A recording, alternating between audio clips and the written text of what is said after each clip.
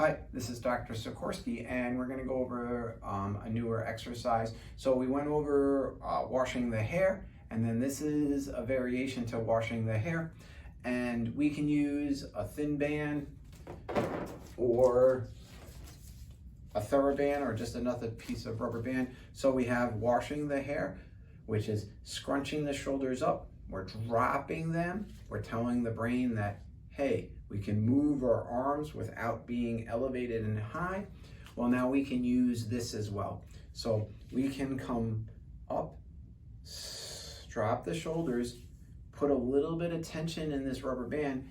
It's around the back of my head, and then I'm pressing back into the rubber band lightly, and I'm turning my head without having my shoulders high. So the shoulders are dropped, and then we're turning and turning.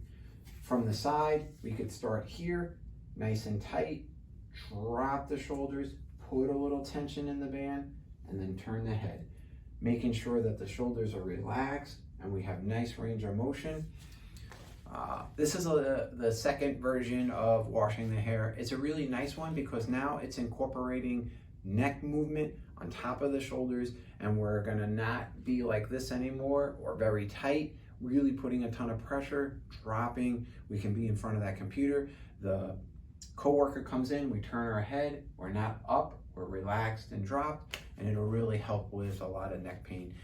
Like always, you can videotape this exercise, email it to me, I can critique it. If you have any questions, feel free to call the office, and hopefully everybody's great.